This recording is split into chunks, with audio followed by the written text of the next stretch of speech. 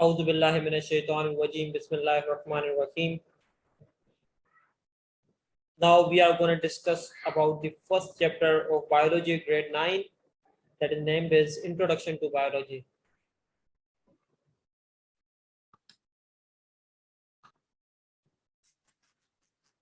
So the contents are definition of biology, divisions of biology, branches of biology, relationship with other sciences, career in biology, Quran in biology, contribution of different scientists, level of organization, unicellular, multicellular, and colonial organization.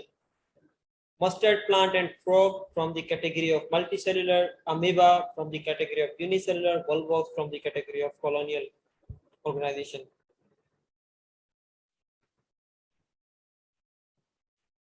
So let's understand about the definition of biology. The word biology comes from the Greek language, comprises of two different words, bios and logos.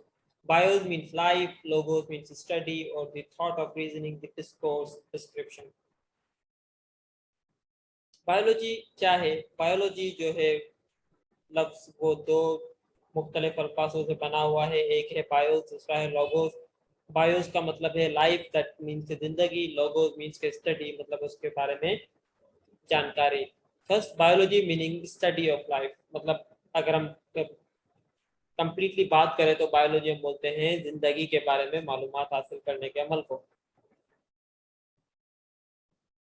So there are three divisions of biology. Biology को जो है तीन हिस्सों में distribute किया गया है। Number one zoology, botany and microbiology. Zoology क्या है? The word zoology is derived from Greek language zoon meaning animals and logos meaning study or knowledge। मतलब जानवरों के बारे में स्टडी या नॉलेज, उसको हम बोलते हैं zoology.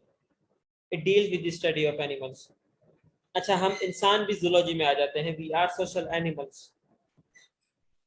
Botany. The word botany is taken from Greek language botan meaning plant and logos means study or knowledge। It deals with the study of plant। Botany जो है दो मुख्तलिफ अल्फाजों से बना हुआ है, एक है ब्यूटन जिसका नाम है प्लांट्स मतलब के पौधे, लोगोस मीन्स स्टडी मतलब की जानकारी। पौधों की जानकारी, इस अमल को हम कहते हैं बॉटनी। इसमें हम पढ़ेंगे कि पौधे किस किस्म के होते हैं, पौधे के फायदे क्या हैं, पौधा अपना खाना कैसे बनाता है, पौधे के अंदर कौन कौन से प्रोसेसेस होते हैं। Some of them are photosynthesis, transpiration, guttation, translocation. ये कुछ प्रोसेस हैं जो पौधे के अंदर हो रहे होते हैं। तो हम ये चीजें पढ़ेंगे मुख्तलिफ पौधों में मुख्तलिफ प्रोसेसेस के बारे में। Then we have microbiology. It deals with the study of microscopic organisms such as bacteria, etc. We can see only with the help of microscope।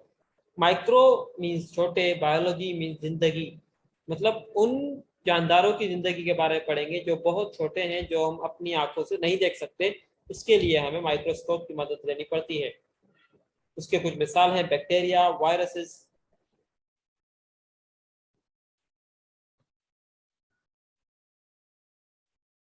So as we discussed that biology is the study about life। अब हम discuss करते हैं कि भाई what is life. Life can not be defined properly but on the basis of life process it can be identified through following functions of living organism. हम जिंदगी को जो है इसे अल्फाजों में बयान नहीं कर सकते। जिंदगी आप जिस एस्पेक्ट से लोगे, जिंदगी आपको उस एस्पेक्ट से मिलेगी। ठीक है, तो बायोलॉजी के हिसाब से हम जिंदगी को इसे डिफाइन नहीं कर सकते, लेकिन हाँ कुछ प्रोसेसेस जो हमारी जिंदगी में चल रहे होते हैं उनकी बुनियाद पे हम समझ सकते हैं कि जिंदगी क्या है। So here is a diagram which is illustrating regarding the life. Digestion, जिंदगी वो है जिसमें डाइजेशन का अमल हो। जिंदगी वो है जिसमें रेस्पिरेशन का अमल हो। जिंदगी वो है जिसके अंदर मेटाबॉलिज्म का अमल हो। जिंदगी वो है जिसके अंदर मूवमेंट का अमल हो। जिंदगी वो है जिसके अंदर ग्रोथ का अमल हो। जिंदगी वो है जिसके अंदर डेवलपमेंट का अमल हो। जिंदगी वो है जिसके अंदर एक्सक्रीशन का अमल हो।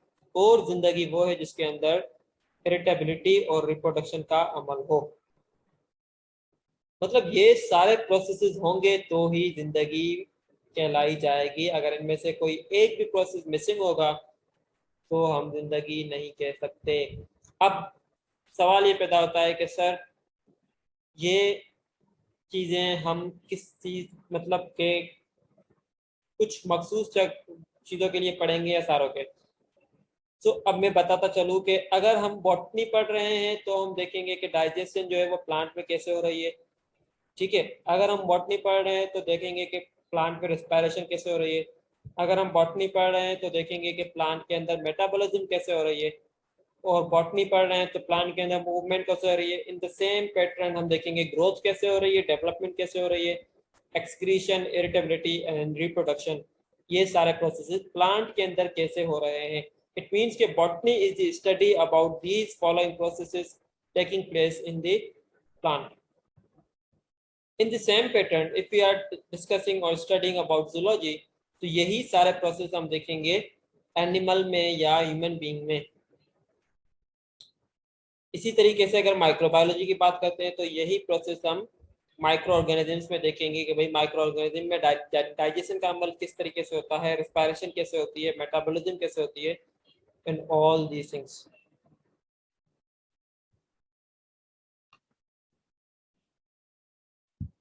So let's move in the detail of the subject. Here are some branches of biology. Number one, it's morphology. Morphology is comprises of two different words. One is morph, other is logos. Morph means the shape or the external structure of the body. It means कि ये जो branch है biology की, इसमें हम पढ़ेंगे कि कोई भी ऑर्गेनिज्म है, लिविंग ऑर्गेनिज्म है, उसका एक्सटर्नल शेप कैसे है या एक्सटर्नल उसके ऑर्गन्स के बारे में हम स्टडी करेंगे। टेक एग्जाम्पल दैट भाई के किसी भी ऑर्गेनिज्म का शेप कैसे है, ठीक है, और उसके जो फिजिक में क्या क्या चीज़ें इंक्लूडेड है।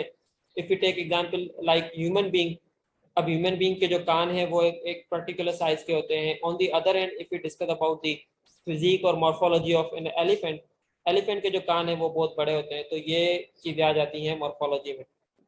Second we have anatomy. Anatomy is the study of internal parts of body और living organism by cutting them open.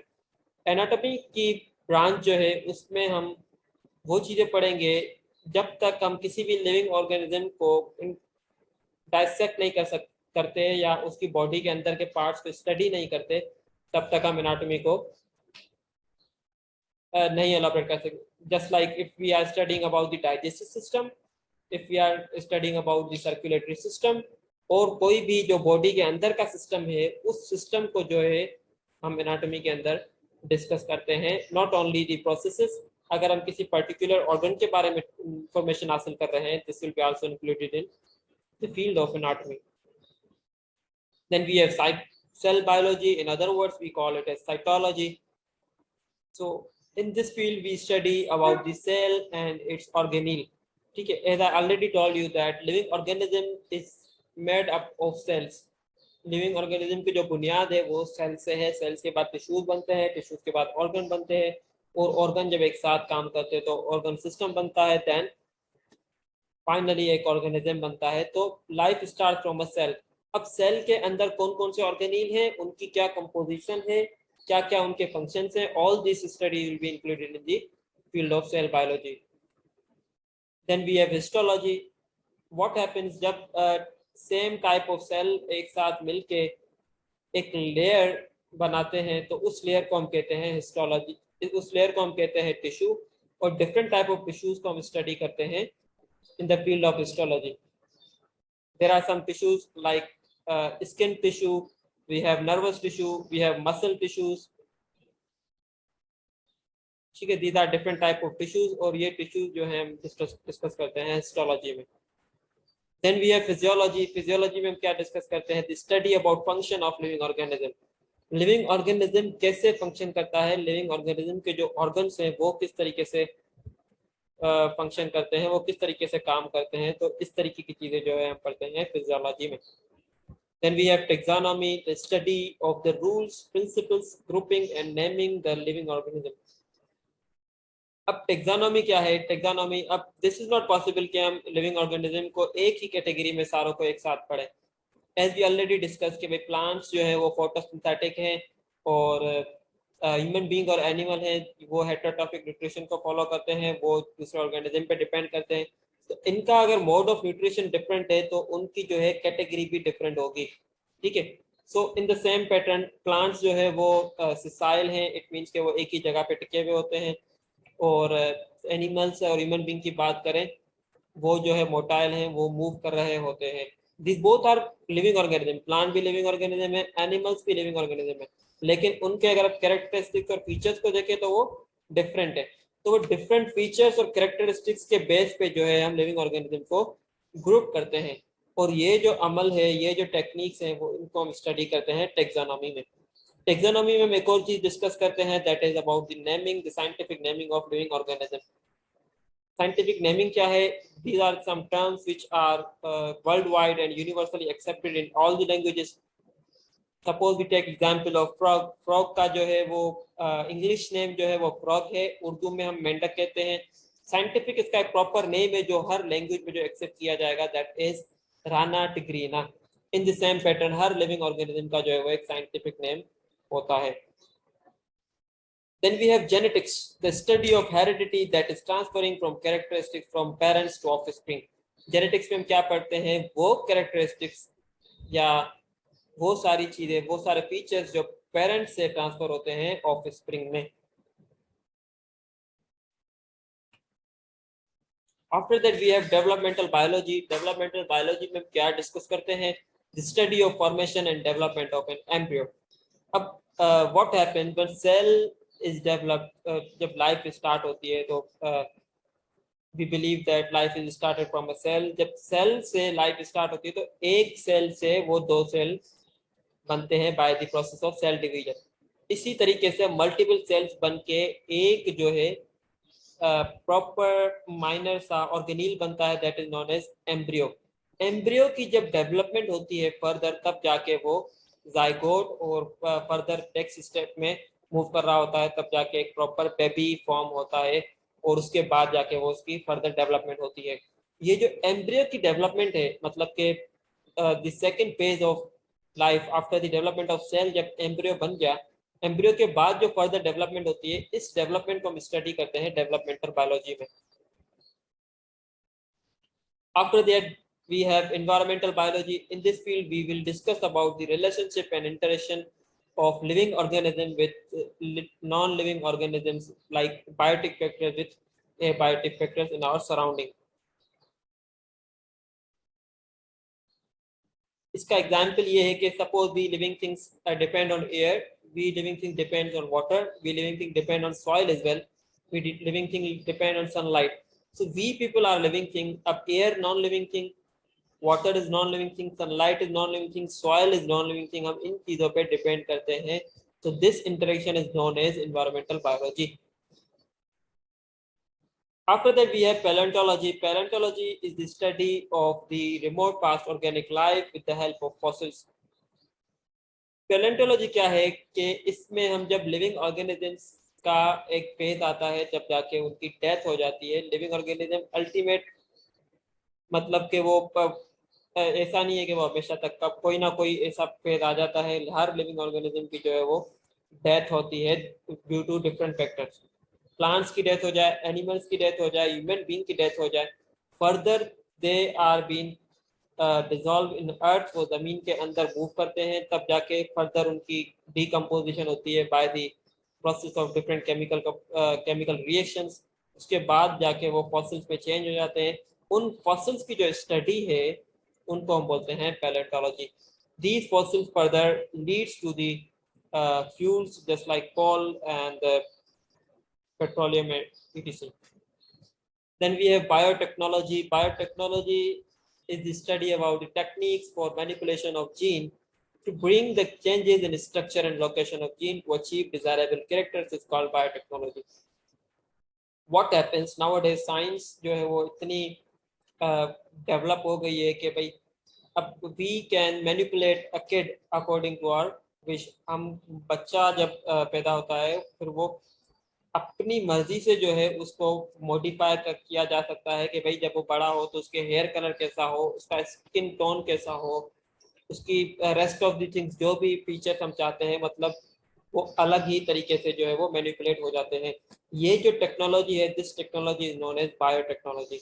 This technology requires different instruments which are being made by the help of application of physics. Then we have sociobiology, the study of social behavior of living organisms or the interaction between themselves. Living organisms का जो आपस में जो interaction है, this is known as sociobiology. Like it can be the interaction between human to human, it can be interaction between animal to animal. Animals भी आपस में जो है वो interact कर रहे होते हैं. Just like we use social platforms, it includes social applications like WhatsApp, Facebook, Twitter, all of these are social application, और यहाँ पर इन platforms से हमें human beings ही मिलेंगे. This is why we call them as social platforms. So ये सारी चीजें जो है डिस्कस होती हैं sociobiology में. Then we have parasitology, the study of parasites. Parasites are the living organisms which always see their own benefit and give harm to other. ठीक है, वो अपना फायदा देख के जो है अपने होस्ट को जो है वो नुकसान पहुंचाते हैं, और ऐसे ऑर्गेनिजम्स को हम स्टडी करते हैं पैरासिटोलॉजी में. Then we have molecular biology, the study of organic molecule which constitute cell and its organelle. Molecular biology में हम क्या पढ़ते हैं, just like we already discussed about the cell के अंदर क्या ऑर्गेनिल्स हैं, उनकी क्या कंपोजिशन है. So this is also the part of cell biology, molecular biology. इसके अंदर हम देखते हैं कि भाई सेल के जो ऑर्गेनिल्स हैं वो कौन कौन सी चीज़ों से बने हुए हैं, उनके अंदर कौन कौन से एलिमेंट्स मौजूद हैं.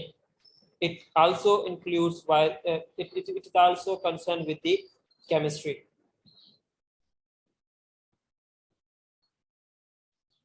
So now we have relationship with other sciences, relationship of biology with other sciences.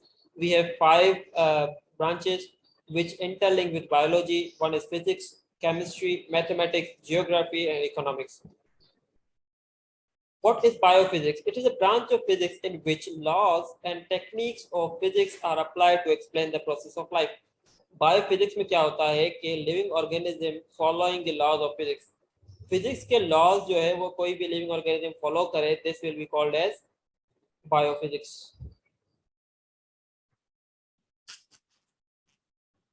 So let me tell you कि कौन कौन से लॉज हैं जो फिजिक्स के कोई भी ऑर्गेनिज्म फॉलो करता है. Law of motion, movement.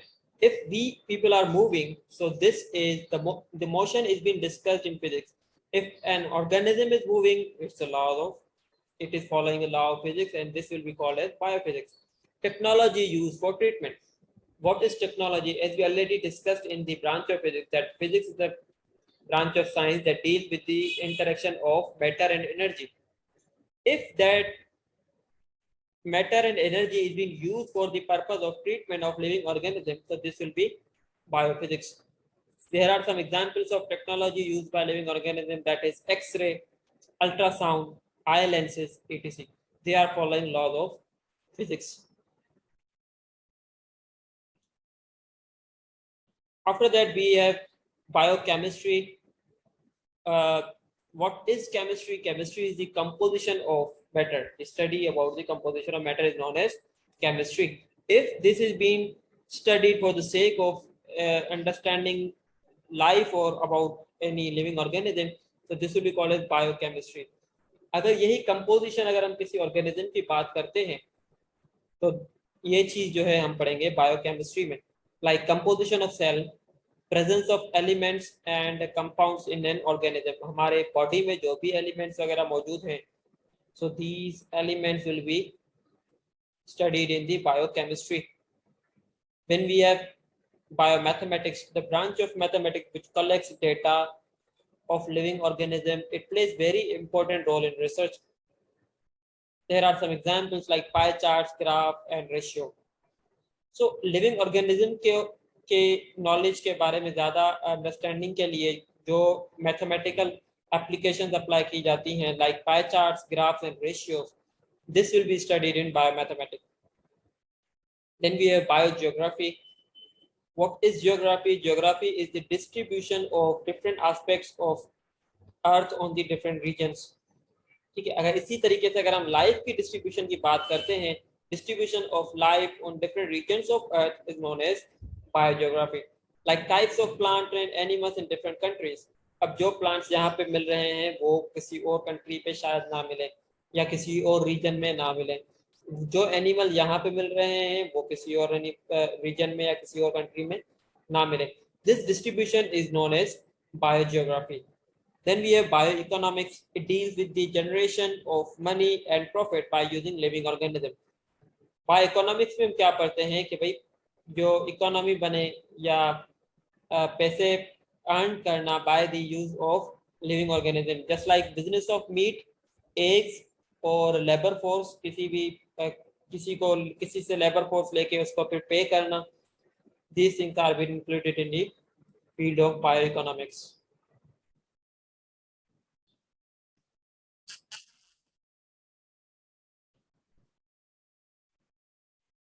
Okay, one of the important topic that is career in biology. Biology में क्या careers हैं, मतलब कि if you people are studying the subject biology, अब biology को पढ़ के आप इस की मदद से कौन कौन सी फील्ड्स में आप एंटर हो सकते हो।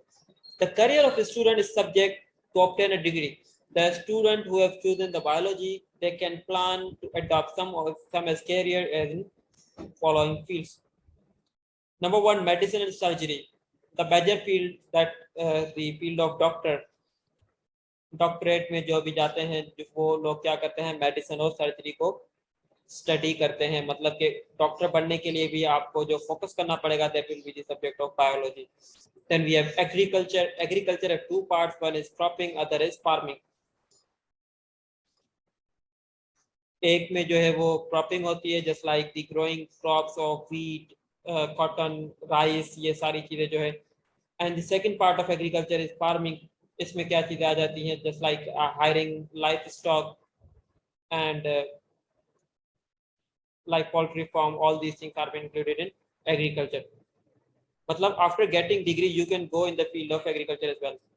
Then we have horticulture. What is horticulture? Horticulture is that the variety and the development of plants according to our wish. We can see that there are so many flowers of different colors. We take example of a rose. Rose is genuinely and originally of red color. Okay, so आजकल आप देखोगे तो आपको जिस colour का भी रोज आप चाहो उस कलर का रोज बन सकता है। And this application is known as horticulture. White rose, black rose, they do not grow naturally. इनको जर्मिनल लेवल पे जो है जो मॉडिफाई किया जाता है और उनकी जो है जीन म्यूटेशन करके जो भी हम उसमें मॉडिफिकेशन चाहते हैं वो कर देते हैं। And this technique is known as horticulture. तो ये भी फील्ड आप चूज कर सकते हो after studying biology. Then we have forestry. Forestry की फील्ड में आप जा सकते हो आफ्टर स्टडिंग बायोलॉजी। इसमें आप फॉरेस्ट मैनेजमेंट के बारे में पढ़ोगे, फॉरेस्ट रेस्क्यू के बारे में पढ़ोगे कि फॉरेस्ट में कौन कौन सी चीजें होती हैं, फॉरेस्ट हमारे लिए किस तरीके से फायदेमंद है, फॉरेस्ट को किस तरीके से कंजर्व किया जा सकता है, all these things. Then we have field of fisheries.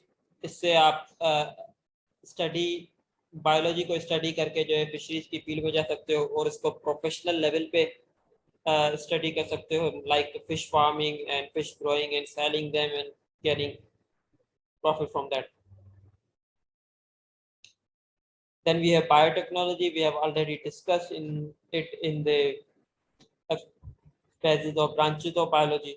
Then we have farming. Farming, in this profession, the development of different kinds of farm take place, such as fish farm, cattle farm, poultry farm.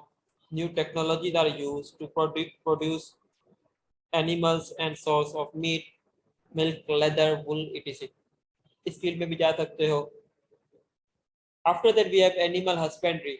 This profession is a part of agriculture science. It deals with the care and breeding of animals which are beneficial for man. Directly live stock का जो है business करना वो इसमें animal husbandry में आ जाता है, just like using them for meat purpose, using them for sacrifice purpose. So ये चीजें सारी आ जाती हैं एनिमल हस्बेंड्री में।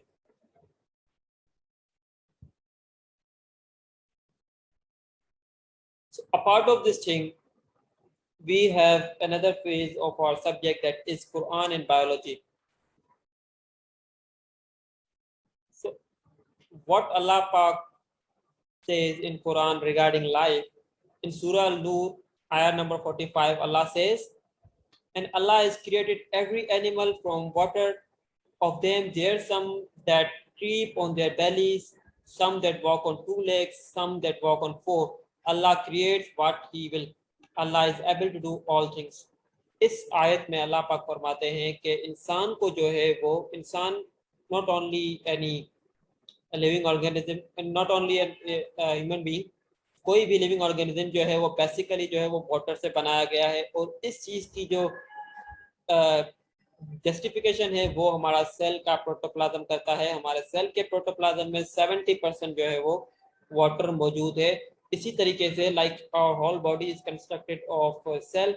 अगर एक सेल में जो है 70% वाटर है तो अल्टीमेटली हमारी पूरी बॉडी में अराउंड 70% वाटर है। So the major part of our body is constituent of water. So this is why Allah Pak says in this ayah that every living organism is being created from water. अच्छा, water के बाद फिर अल्लाह पाक variation बता रहे हैं इस चीज में कि भाई हमने लिविंग ऑर्गेनिज्म के अंदर किस तरीके से वेरिएशन की है। कुछ लिविंग ऑर्गेनिज्म जो है अपनी बेलीज पे चलते हैं, just like they crawl, just like animal, just like snake. Some that walk on two legs just like human beings, some that walk on four just like livestock जो भी चार पांव पे चलते हैं। सूरह अल-राद आया नंबर 4, अल्लाह पाक इसमें फरमाते हैं, and in the earth are neighboring tracts, vineyards and plowland and dead palms, like and unlike, which are watered with one water, and we have made some of them exile other in fruit. Lo, he in verily are potent for the people who have sense. अब अल्लाह पाक इसमें फरमाते हैं कि we water in same sense. Suppose if we have two different patches of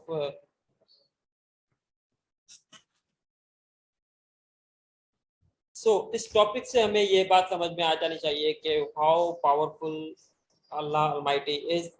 See, if we have two different patches of plant, अब एक में जो है हमने ऑरेंज का सीड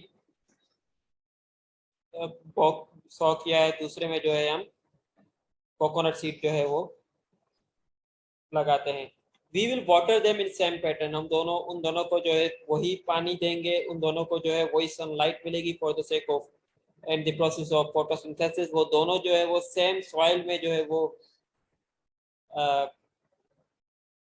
जमा हुए हैं। When they grow up, जब इनके अंदर जर्मिनेशन होगी, जब ग्रो होंगे तो we will see two different plants, एक में ऑरेंज होगा, दूसरे में कोकोनट होगा। So this is what saying that Allah Pak is saying that how we have modified the different things which are being grown by the help of same things. जब वो grow हो जाते हैं तो वो फिर बहुत डिफरेंट हो जाती है। इस चीज से हमें ये चीज समझ आ जानी चाहिए कि how powerful Almighty Allah is. After that we have topic of level of organization. इस टॉपिक में हम क्या चीज कवर करेंगे कि भाई सेल से एक प्रॉपर जो है लाइफ का कंप्लीट सेंस कैसे बनता है, जो कि सेल से शुरू होता है और खत्म कहाँ होता है। So cell first, the very first step is cell that can be unicellular and multicellular. अगर कोई भी ऑर्गेनिज्म यूनिसेलुलर है तो उसका जो लेवल ऑफ ऑर्गेनाइजेशन है वो वहीं पे सीध हो जाता है, मतलब वो सेल पर ही रहता है, उसके अंदर सेकंड स्टेप नहीं होगा, दैट इज टिश्यूज। जो यूनिसेलुलर होगा उसके अंदर सिर्फ एक ही सेल होगा और उसकी बेस पे जो है उसकी लाइफ सस्टेन कर रही होगी, उसके अंदर कोई टिश्यूज फॉर्मेशन नहीं होगी। Tissues are for the multicellular because tissues बनते ही एक से ज्यादा सेल से हैं। So let's discuss about the multicellular. Multicellular organisms जब एक से ज्यादा सेम कैटेगरी के सेल्स आपस में ज्वाइन हो जाते हैं तो दे फॉर्म टिश्यूज। और टिश्यूज के टाइप्स हैं, we have connective tissues, muscle tissues, nervous tissues and epithelial tissues. ये डिफरेंट टाइप ऑफ टिश्यूज जो है आपस में ज्वाइन हो जाते हैं तो वो ऑर्गन्स बनाते हैं, like heart, leg, hand, liver, stomach and etcetera. जो भी हमारे बॉडी के पार्ट्स हैं वो सारे टिश्यूज से कंपोज हैं। After that, organ system. What is organ system? अब different organs क्योंकि हमने थर्ड स्टेप में बात की, अब यहाँ से डिफरेंट ऑर्गन सिलेक्टेड ऑर्गन मिलके कोई एक प्रॉपर फंक्शन कर रहे होते हैं, and that proper function is known as organ system. Suppose we talk about the digestive system. अब डाइजेस्टिव सिस्टम के अंदर क्या होगा, डिफरेंट ऑर्गन्स होंगे. ठीक है, it comprise of mouth, it comprise of esophagus, then stomach, liver, small intestine and large intestine. These are the organs included in digestive system. Then we have circulatory system. इसके अंदर हमारा heart involve है, हमारे lungs involve है और हमारी arteries और vessels, blood vessels वगैरह इन्वॉल्व है. Then we have excretory system. इसके अंदर हमारे किडनीज इन्वॉल्व है, यूरेट्रा इन्वॉल्व है, यूरेटर इन्वॉल्व है, रेक्टम एंड एनस इन्वॉल्व है. After that we have respiratory system, जिसके अंदर हमारे trachea, bronchi, bronchioles, air sacs, lungs, ये सारी चीजें involved in. These are the different organs working together to form different organ system. What happens जब ये organ system सारे एक साथ किसी भी set के तौर पे काम करते हैं, then we call it as organism. Just like human being, plant, animal or bird. Take example of bird. अब कोई भी बर्ड है, अब बर्ड के अंदर डाइजेस्टिव सिस्टम भी होगा, बर्ड के अंदर सर्कुलेटरी सिस्टम भी होगा, it must have excretory system, respiratory system as well. Once we get an organism, जब एक ऑर्गेनिज्म बन गया, after that it forms a population. Population is what the same type of living organism living in an specific area. If we talk about specific city, अगर हम अपने city की बात करें कि हमारे सिटी में कितने लोग रहते हैं, तो we will say that the population of people in our city. अब हमारा सिटी एक स्पेसिफिक एरिया हो गया और हम उसमें सेम टाइप ऑफ ऑर्गेनिजम्स की काउंटिंग करेंगे. This will called as population. Not only about the human being, we can calculate the population of plant as well, we can calculate population of animal as well, we can calculate of population of bird as well, but these all things will follow different techniques and different criteria of calculating. Okay, we can say that how many trees are present in our city. अब trees को हम specifically भी कह सकते हैं कि भाई how many neem trees are present in our city, how many other trees are present in our city. तो इस तरीके से कोई भी living organism specific area में अगर हम ले रहे हैं, this is called as population. After that we have community. Community क्या है? Community is defined as different type of organism living together. अब पॉपुलेशन में जिस तरीके से हम सेम टाइप ऑफ ऑर्गेनिज्म लेते हैं, अब कम्युनिटी में क्या होगा, डिफरेंट टाइप ऑफ ऑर्गेनिज्म होगा. If you talk about our society, अब if you talk about our society, अब हमारी सोसाइटी में और क्या होता है कि डिफरेंट टाइप ऑफ पीपल और लिविंग ह्यूमन बींग्स के अलावा जो है हमारी सोसाइटी में कुछ एनिमल्स भी इन्वॉल्व होते हैं, हमारी सोसाइटी में कुछ प्लांट्स भी इन्वॉल्व होते हैं, हमारी सोसाइटी में कुछ insects और birds वगैरह भी इन्वॉल्व होते हैं. So they all live together in a specific area. This will be called as community. Then we have ecosystem. Ecosystem is what? Living things interacted with non-living things. कोई भी specific area में living things interact करें non-living things के साथ, this will be called as ecosystem. Then we have biosphere. Earth is comprises of 4 different spheres. One is lithosphere, atmosphere, hydrosphere and biosphere. Lithosphere is the hard part, atmosphere is the gaseous part, hydrosphere is the watery part, and biosphere is the region in which lithosphere, atmosphere and hydrosphere ये तीनों मौजूद हो. Clear? और life जो है वो biosphere पे ही exist करती है. Take example like wherever we are now, जहाँ पर भी हम हैं, so of course we have life. It means that we are having lithosphere, atmosphere, hydrosphere on the same time. Lithosphere is what? Our land, हम जिस जमीन पर रह रहे हैं, that is the lithosphere. Air, it is explaining the presence of atmosphere. Means के हम जाहिर सी बात है breathe कर रहे हैं by the help of air. Then we have hydrosphere, the watery part. Watery part means के water vapors जो हैं हमारे air के अंदर मौजूद होते हैं. They are explaining about the presence of water in our environment. So all these three things are present at the same time, and this is why we call it as biosphere, and this is the justification that we are surviving.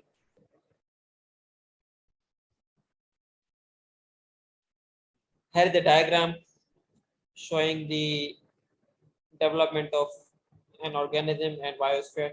First of all, we have atom. When the different type of atom combine together, they form molecule. Molecule form cell organelle. Cell organelle form a cell. Cell forms a tissue. Then organ system, an organism, population, ecosystem, and biosphere.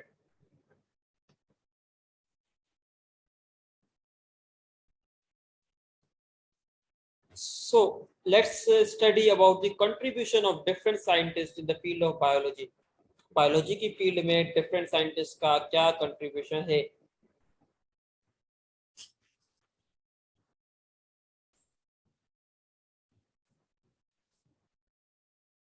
Jabir bin Hayyan 722 to 817 AD. He was born in Iran. He worked in the field of chemistry, but he also wrote a number of books on plants and animals. Al-Nabatiyat and Al-Haywan are his two famous books on plants and animals respectively. Jabir bin Hayyan ये scientist Iran में पैदा हुआ और chemistry की field के अंदर उसने काम किया. केमिस्ट्री के अलावा प्लांट्स और एनिमल्स पे भी साइंटिस्ट ने अपने किताब लिखे. एक का नाम अल नबातियात और दूसरे का नाम अल हैवान. अल नबातियात जो था वो पौधों के बारे में लिखा गया और अल हैवान जो है वो इंसानों के बारे में लिखा. Second, we have Abdul Malik Asmai 741 to 828 AD.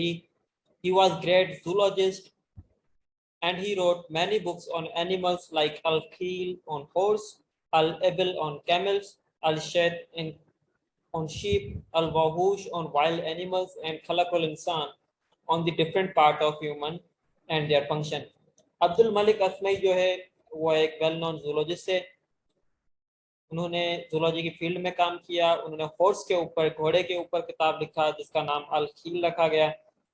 Camels, ऊंट के ऊपर किताब लिखा जिसका नाम एबिल रखा. शीप के ऊपर किताब लिखा जिसका नाम अल शैत रखा और जंगली जानवरों के ऊपर एक किताब लिखा जिसका नाम अल वहूश रखा.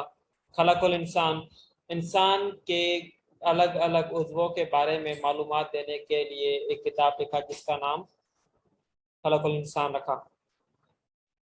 थर्ड वी है बू अली सीना 980 to 1037 AD. He was great of all the Muslim scientists and considered as the founder of medicine. He is called as Avicenna in the West. He identified many diseases like tuberculosis, meningitis, and other such inflammations. He also worked in the field of mathematics, astronomy, physics, paleontology, and physics. He wrote many books like Al-Qanun and Fil Tib Shifa. वो अली सीना जो थे वो एक well known scientist थे. वो मगरिब के मुल्कों में अविसिना बुलाया जाता था. इनको अविसिना बोलते हैं उस शख्स को जो एक बड़ा कारनामा करे. He identified many disease, बहुत सारी बीमारियों पे काम किया जैसे like tuberculosis, TB. और मैथमेटिक्स की फील्ड में इन्होंने काम किया, एस्ट्रोनॉमी की फील्ड में काम किया, फिजिक्स की फील्ड में काम किया और पैलेंटोलॉजी की फील्ड में भी काम किया. और उनके दो मशहूर किताब अल कानून और फिल तिब शिफा भी हैं. After this, we have three different level of organizations in the different type of organisms. One are unicellular, multicellular, and colonial. What are unicellular? Unicellular organisms are composed of only one cell. सिर्फ एक cell से बने हुए होते हैं. No tissue and no organ formation is found. कोई tissue, कोई organ वगैरह इनका नहीं होता. Mode of nutrition is absorptive. Mode of nutrition से मुराद ये अपना खाना किस तरीके से टेक इन करते हैं. तो ये इनका जो मोड ऑफ न्यूट्रिशन है वो है एब्जॉर्प्टिव. वो मतलब एब्जॉर्ब करते हैं बॉडी के किसी भी पार्ट से अपनी बॉडी के अंदर, सेल के अंदर इनटेक कर लेते हैं. Can only be seen under microscope. Microscope की मदद से देखा जा सकता है. Amoeba, euglena, bacteria, viruses are the example of unicellular. Then we have multicellular organism composed of more than one cell. All cells are dependent on each other. Multicellular organism जो है वो एक से ज्यादा सेल से बने हुए होते हैं और इनके जो आपस में जो सेल हैं वो एक दूसरे पे डिपेंडेंट होते हैं। Tissues and organ formation is found, इनके अंदर टिश्यूज बनते हैं और ऑर्गन्स भी फाउंड किए जाते हैं। इसी तरीके से फर्दर इनकी ऑर्गेनिज्म की फॉर्मेशन होती है।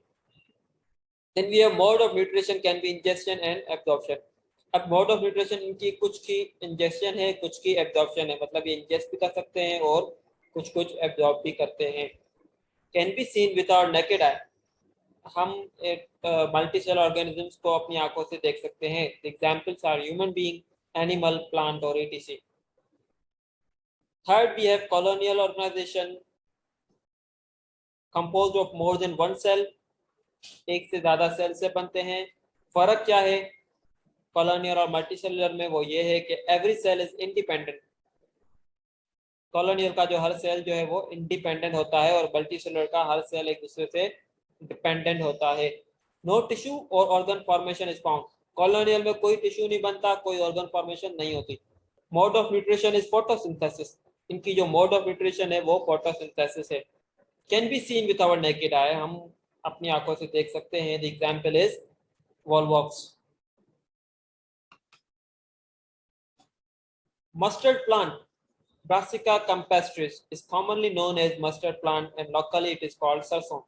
मस्टर्ड प्लांट ये एक मल्टीसेलुलर ऑर्गेनाइजेशन का मिसाल है जिसका साइंटिफिक नेम है ब्रासिका कैम्पेस्ट्रिस, कॉमन नेम इसका सरसों है। It is a multicellular and cultivated in winter season, ये एक मल्टीसेलुलर प्लांट है और सर्दी के मौसम में इसको हासिल किया जा सकता है। The leaves of this plant are used as vegetable while seeds are used for extraction. इसके जो लीव्स हैं, जो इसके पत्ते हैं, वो एक खाने के तौर पे यूज किए जाते हैं, मतलब खाते हैं, खाया जाता है इनको। और इसके जो सीड्स हैं वो ऑयल एक्सट्रैक्शन, इनके सीड से जो है वो ऑयल निकलता है जो कि हम डिफरेंट पर्पजेस के लिए यूज करते हैं। The length of this plant is 1 to 1.5 metre, इस प्लांट की जो लेंथ है वो 1 to 1.5 मीटर है। This plant has two part, the vegetative part which consists of root, stem and leaf and reproductive part which consists of flower। इस plant के दो parts हैं, एक है वेजिटेटिव पार्ट और दूसरा है रिप्रोडक्टिव पार्ट। वेजिटेटिव पार्ट में क्या क्या आ जाता है? रूट, स्टेम और लीफ आ जाते हैं। रिप्रोडक्टिव पार्ट में क्या क्या आ जाते हैं? सिर्फ इसका flower. Each flower is yellowish in colour and produce seed, her flower जो है वो येलो कलर का होता है और इसके अंदर सीड्स बनते हैं। Frog, scientific name Rana tigrina is the name of spotted frog found commonly in our region।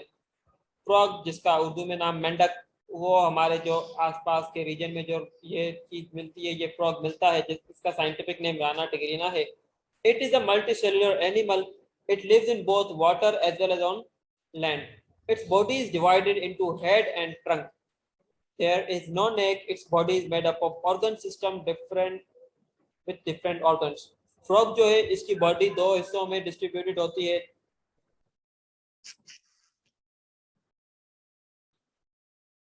इनकी बॉडी दो पार्ट्स में डिवाइडेड होती है, हेड और ट्रंक में, सर में और रेस्ट ऑफ द बॉडी में। इनके अंदर कोई नेक नहीं पाई जाती, इनके अंदर कोई गला नहीं होता। डिफरेंट ऑर्गन्स से इनकी बॉडी बनती है।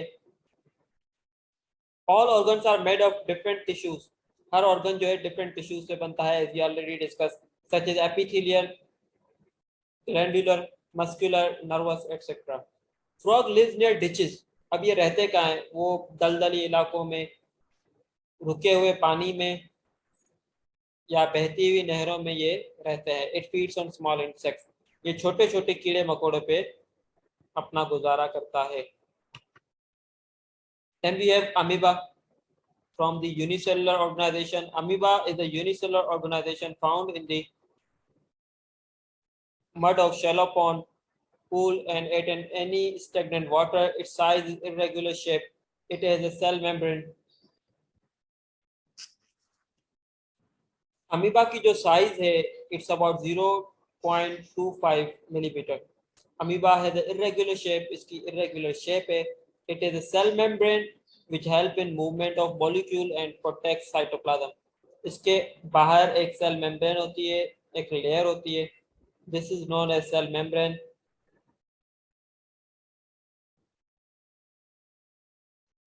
जो कि इस अमीबा को प्रोटेक्ट करती है और जो भी चीज़ें एंटर होनी है उनको परमिशन देती हैं, और जो अननोन चीज़ें जो कि अमीबा के लिए हार्मफुल साबित हो सकती हैं उनको प्रिवेंट करती है।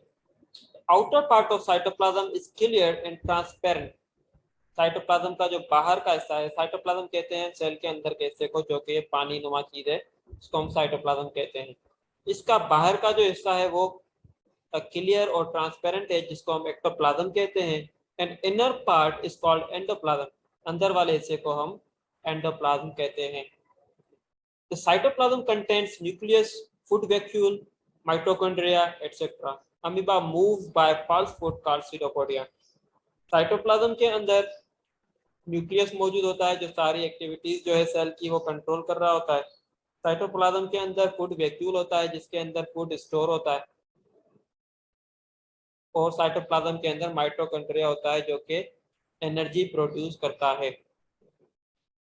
अमीबा जो है वो मूव कैसे करता है? By the false foot. इनके अंदर एक फाल्स फुट होता है, थोड़ा एक ऑर्गेनील है सेल का जो कि इनको मूव करने में हेल्प आउट करता है, जिसको हम बोलते हैं pseudopodia.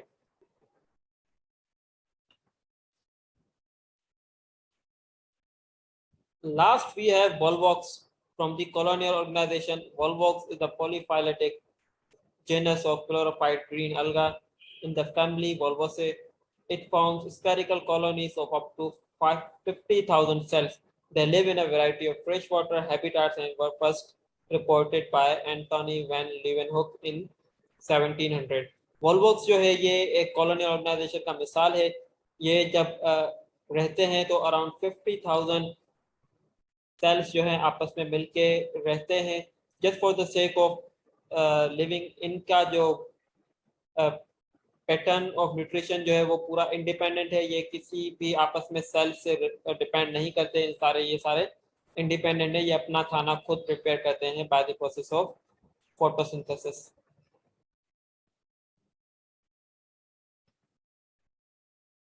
This was all about chapter number 1, biology from grade 9. Thank you so much for watching. If you have any question, any query, you can ask the question in the comment box.